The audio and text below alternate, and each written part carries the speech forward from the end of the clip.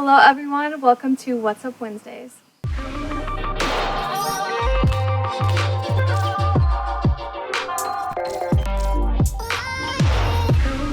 Hi everyone, welcome back to What's Up Wednesdays, a weekly video series to talk entrepreneurial advice for startups, travel tips and hacks to travel better, and overall motivational advice to get you through your week.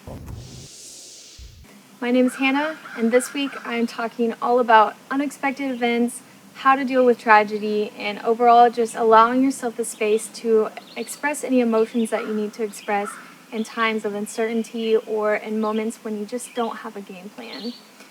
I originally had a different topic picked out for this week, so I'm going to table that for next week because without going into too much detail, my family and I lost a family member over the weekend, and we weren't expecting it to happen, obviously, right now. I know there's no really sure way of planning for things like this or to expect it at any certain time. And so, this holiday season with Memorial Day and overall this pandemic has made things very complicated. So I really, really appreciate everyone who has sent a message to my family and I, who has sent flowers or food or a text just letting us know that you're there for us and that you love and support us. That means so much, and it's helped so much with dealing with grief and to process the fact that our grandfather is gone. Obviously, with this pandemic, things are a little bit tricky, so we're going to have to gather with 12 people or less, and we're figuring out safe ways to handle this and to let the whole family know and things like that. So any sort of support you guys have shown has been greatly appreciated. That's also why this week's video is a little bit different because my workflow has not been the same in the last week or so, and especially with the news of my grandfather passing, things have just been really different than most weeks. So I appreciate you all being supportive and flexible and to show that kindness and love to us. It really, really means a lot. This process has definitely shown me how much I value family and time to just process emotions and to just allow whatever space or activities need to take place. So a lot of things I've been doing are, activities I wouldn't normally get to do in my everyday life. My family and I have been playing board games, and we like to do that anyway, but we've been able to just sit down and relax together, to cook good food. Our pool got opened up, so we got to swim a little bit. I've been coloring a lot and doing so much yoga. I've been turning to the pages of my journal so much, and I really just value this time to reflect and to just process. I heard a really great podcast quite a few months ago about moving forward and not moving on. And I think that's something really important to keep in mind through any sort of tragedy or life event and, unexpected change is you don't necessarily have to move on and forget that person or forget that time in your life, because it is important, and a part of you will always remember and want to hold on to that person. And there's nothing wrong with that. And that every emotion that you experience during unexpected changes or things that are just really hard to deal with, that is normal and it shouldn't be ignored. So I'm really trying to validate everything that I'm feeling, and physically and mentally, and just be with that state of mind or that emotion. So turning to the pages of my journal and reflecting on everything through this whole process has been very healing. And I think it's just a good reminder that I don't necessarily have to move on and forget, but I can move forward in a more positive way and allow the friends and family around me to support me and vice versa. And we can be there for each other and hold each other up. And that's been a really great part of this process, if I could take anything positive out of it. So one takeaway that I've really learned that I think can be valuable moving forward is that being present with your physical and mental state is something that we should check in with ourselves every single day. And I need to be very conscious of doing that. Through our busy everyday lives, it's easy to kind of just get wrapped up in the schedule and just stick to our to-do list and to not really have those check-ins. So taking all of that responsibility off of my workload this week and just allowing that time to reflect and to be present, it's incredible.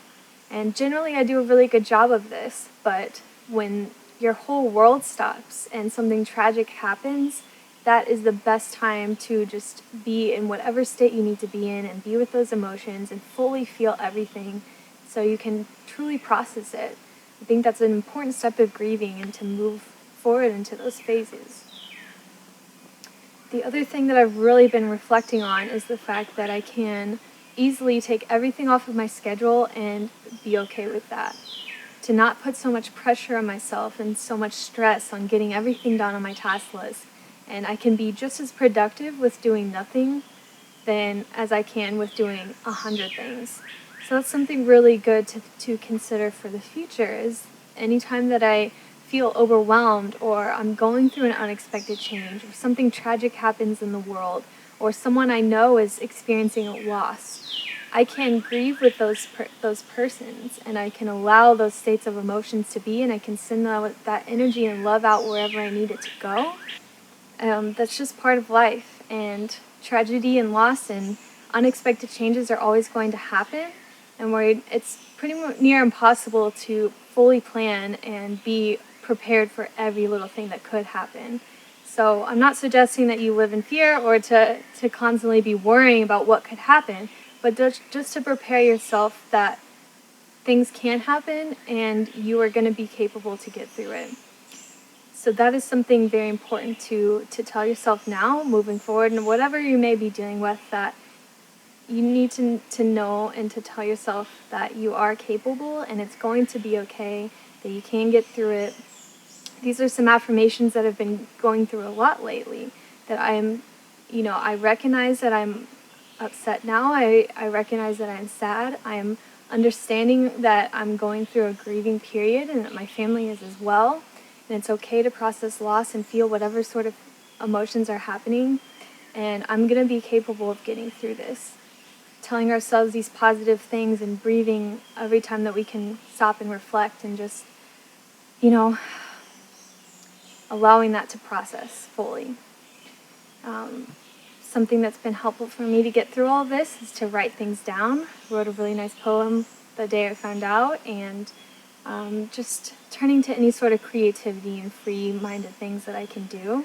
So I would suggest that for anyone that's experiencing loss right now too, or processes of grieving and dealing with hardship and overall difficult emotions from this pandemic or whatever else may be happening in your life, to write everything down on paper or to verbalize it to someone, to express it and let it out and to just let it be free, basically. One really amazing coping method that has worked for me lately is to just get in my car and drive.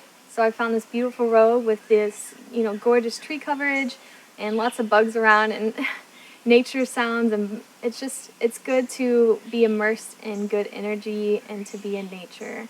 That's a very healing part of this whole process for me, and overall like a good coping mechanism that works for me. So I would suggest that for anyone who is struggling to put words to their thoughts or to write down their emotions or to verbally express what they're going through, to just be in the presence of beautiful nature that has such filling energy and allow nature to help you work through that.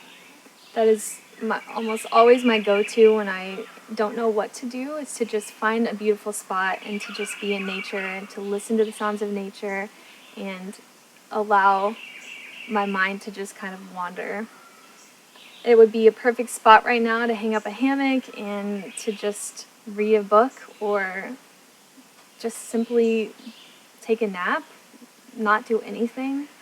Sometimes not doing anything is just as effective as doing everything. So just keep that in mind, to not be hard on yourself.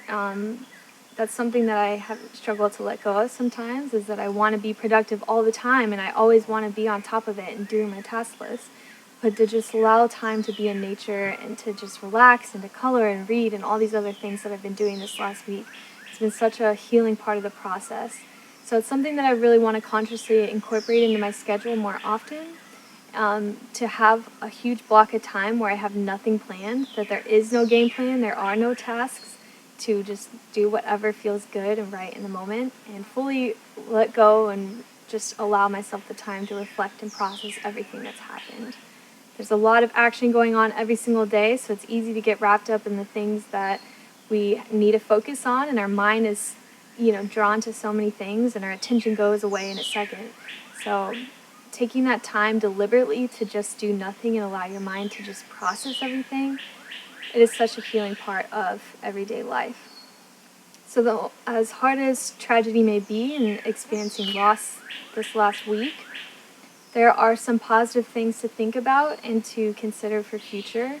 So as I move forward and as we process not having this person in our life anymore, we have so much love and support around us, and we are very conscious that we are capable, and I'm aware that it's okay to feel and express anything that I'm going through. And now moving forward, I really just want to make that conscious effort every day if I can to not have a plan and to just allow myself the time to process and mentally sort through things. So that is everything I have for this week. I'm not sure moving into the next week how schedules will change and what will happen. There's been a lot of changes this last week, so I do think I need more time to process everything. So I apologize if I haven't gotten back to messages or I've kind of dropped the ball on posting and things like that. But that is just what I need to happen right now. So I hope you all understand. And again, thank you all so much for everyone who sent some flowers or food to our house, sent us a message sharing how much you love and support us. That means so much, and I really, truly appreciate it. It's really helped our family, and it really means the world. So in memory of Virgil Howard Davidson is his full name, we miss you already. We love you so much. Thank you for everything you've done for our family, for serving our country, for being a loving father and grandfather and husband, and just being an amazing hero and role model. We will never forget you, and for all of my family and friends watching this, and whoever is experiencing loss or grief right now, my heart goes out to you. I'm with you through this, and as much love and support as we can share to each other, it really means the world, and it really helps so much. So thank you. I hope you guys have a good rest of your week. I did mention in my teaser that we're doing a special because it's the end of the month. So I do want to go ahead and offer that. So whoever has subscribed to our channel and liked our Instagram page or followed us and leave a little comment on this video of what you took away from this or what you appreciated from this message, I will check out your Instagram handle or your YouTube channel, and I'll do a little cover art for you or help you with your bio. So that's a good way to kind of engage with each other and to give some positive feedback on each end. And any sort of comments and feedbacks we get really helps a lot. We like to improve our videos every single week as much as we can, and it really helps us to grow our channel and to reach a bigger audience and to send this message out to those who might need to hear it. So thanks again for watching. I really appreciate you all. Have a good rest of your week. I will see you next time. Bye for now.